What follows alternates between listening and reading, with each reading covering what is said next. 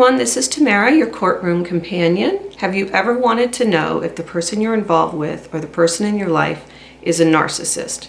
In today's video, I'm going to help you evaluate your circumstances to see if the person you suspect is a narcissist is actually a narcissist. So stay tuned.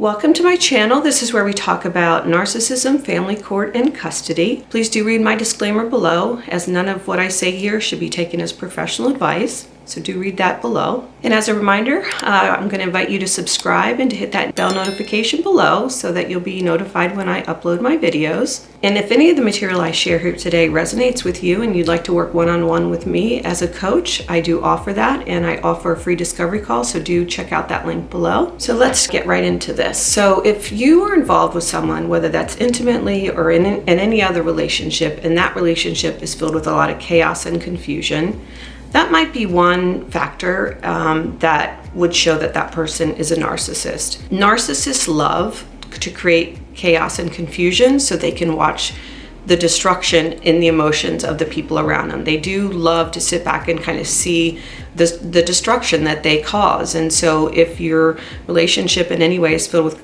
chaos and confusion, that could be one indicator that your person is a narcissist. However, there's another key ingredient, and I think this is actually the biggest one, that you can use to evaluate whether that person is a narcissist. And that is to look at that person's public self versus their private self.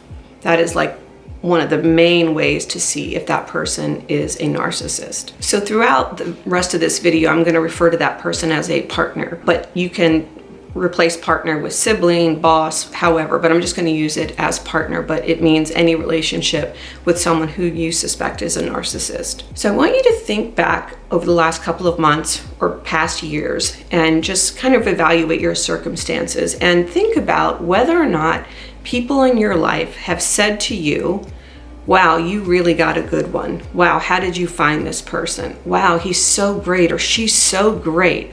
And then you find yourself saying, yeah, you should try living with this person. You have no idea what this person is like at home. Or if you've been out with this narcissist or the person you suspect is a narcissist and he or she is interacting with other people and you find yourself going, gosh, why can't you be more like this at home? You're so gracious and flexible and kind and loving, and you're showing me all kinds of attention, like you're saying this stuff to your head and you're going, wow, why can't this person be more like this at home? Or if you've seen this person in public display all kinds of characteristics that you never see at home, maybe that person's more affectionate, or maybe he asks more questions or she asks more questions about your life, or comments on how pretty you are or how handsome you look today, and you just kind of find yourself going, gosh, wow, if this were really who you were, you'd be a great person. But unfortunately, you're not. Like, if you find yourself asking these kinds of questions, having these kinds of experiences,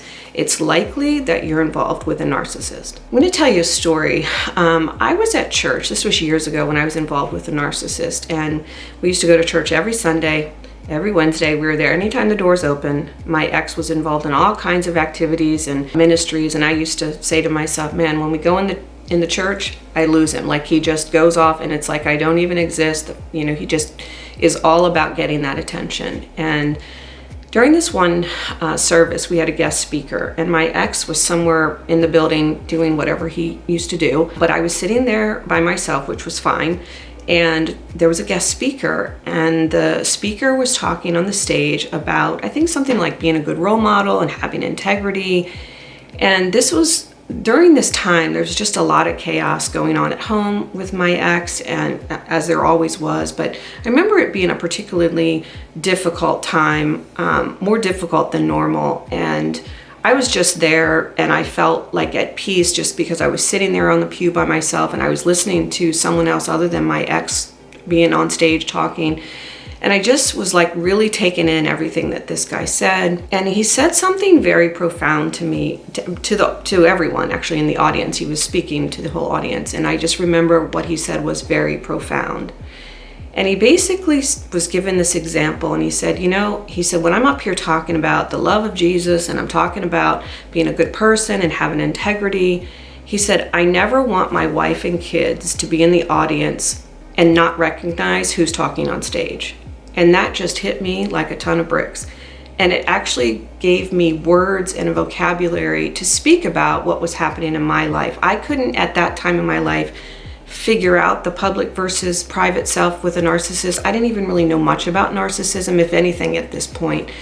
And I just remember going, yeah, that's what's happening in my life. And it brought us a sense of, validation to what was going on in my life. And that is exactly what happens when you're living or involved with a narcissist. Their public self is very different than their private self. Now, a narcissist has spent years perfecting this false self, and they do this because they don't actually like themselves. They have very low self-esteem, very low kindness towards themselves. They really know that they're a manipulator. They know that they're a liar.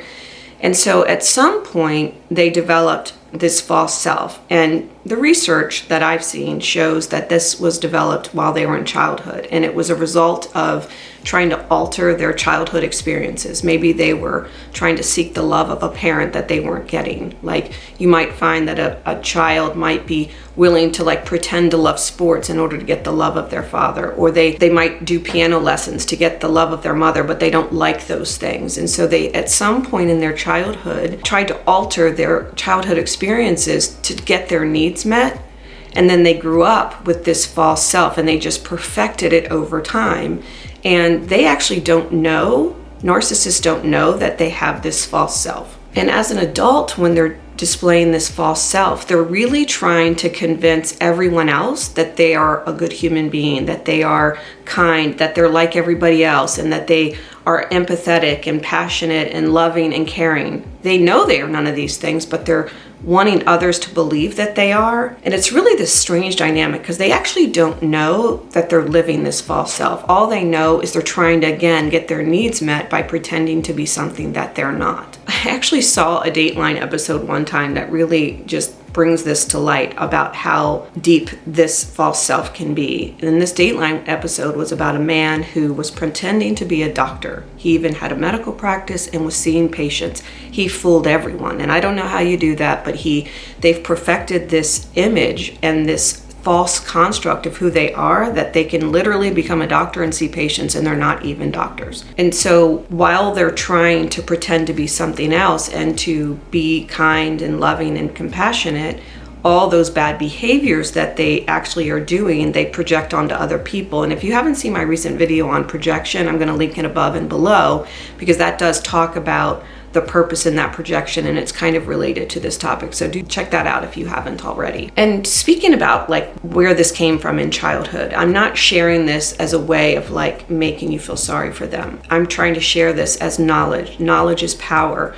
The more you know about narcissism, the more you can heal from it and get away from it. And so this is just my way. This YouTube channel is all about educating you about narcissism. And that false self versus public self is one big component that you need to educate yourself on. If anything of what I'm sharing here today does resonate with you, just a reminder, I do the one-on-one coaching. And I also did a video recently on the one thing to stop doing to get the narcissist out of your head and out of your life for good. I think that'll be an important video to watch, because a narcissist's false self does a lot of damage to the people around them who love them. In order to heal from that abuse, you'll need to kind of get the narcissist out of your head and out of your life. And so that video, I think, will be very helpful to you. I hope this video was helpful for you. If it is, please do leave a comment below, and I'll see you next time. Bye-bye.